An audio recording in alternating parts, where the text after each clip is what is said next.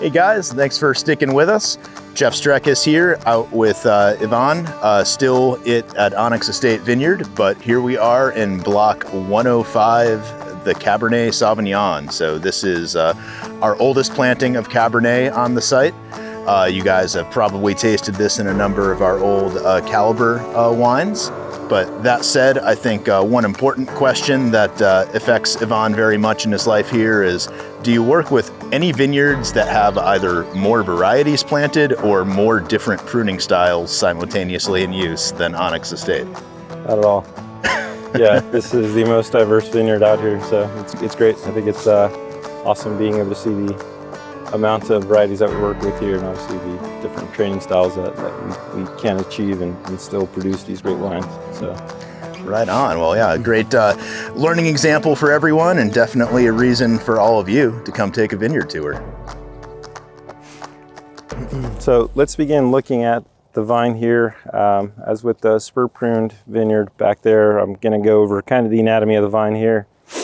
This is our caned, pruned, head pruned cane style training vine, and what we're looking here is it's on a quad system. A lot of these you'll sometimes see are kind of on a bilateral. Sometimes you'll see them on this quad system that we have here. These are obviously going through kind of this transition from cordon to cane style pruning. But what we're seeing here are canes that were laid down last year. These are all our fruiting canes. We see some spur pruned positions as well that would allow us to give us options into training this vine for this coming year.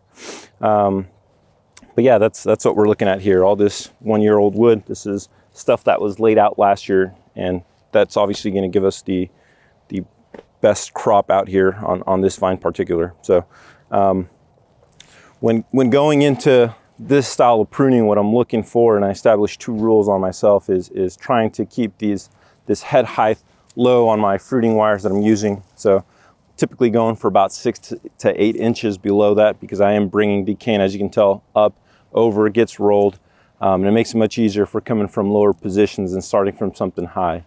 When you are pruning from a higher position, you're having to bend down some of these canes. It ends up kinking the cane or sometimes even breaking it off completely. So building that head height, I think it's very important. And then secondly, the other rule I established myself is keeping that vine as centered as we can to this training stake that it's been planted on.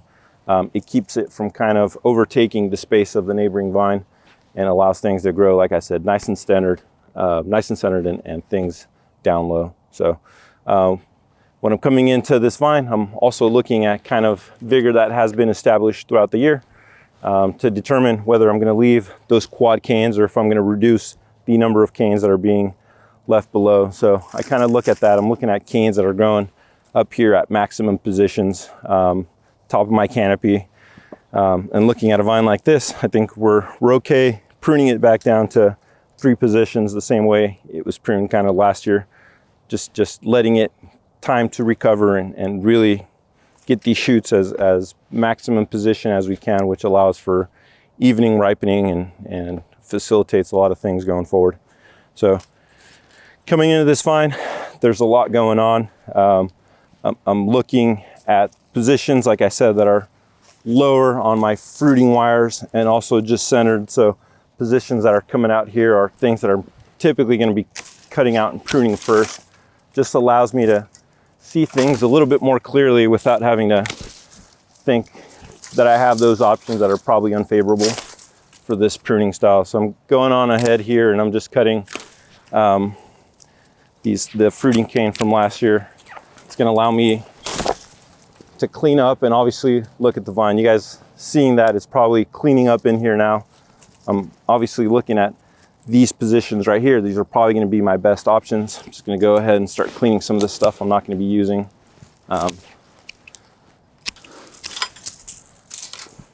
So I got 1, 2 canes right there. It's going to allow me to leave that cane in that position. It's also going to allow me to leave a spur position somewhere in here to renew for next year. Clean that up right there. Leave that as a spur.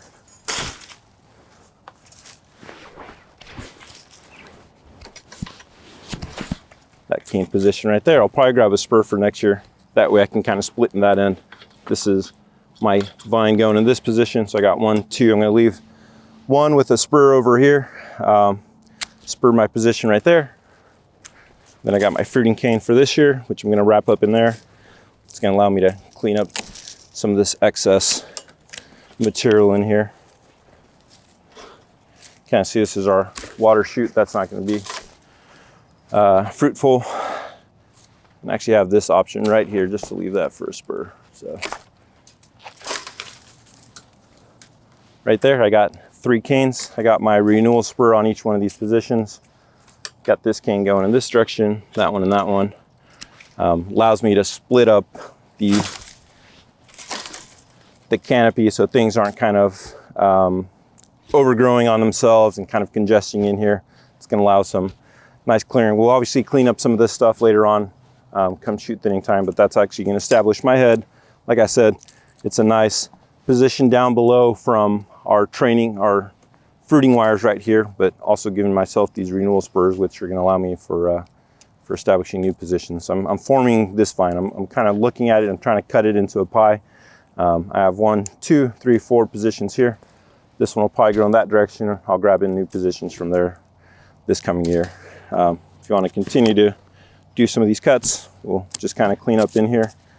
Some of these larger cuts, I know some of you guys are going to be worrying out there, you know, making large cuts. It's winter. I got the risk of canker diseases coming in here, but later on we'll come in here, and as you can tell with some of these bigger cuts, we'll be spraying an acrylic sealant that'll kind of cover that wound and prevent some of these canker diseases from coming in. So that right there we're looking at is our cane style pruning vine. Yep.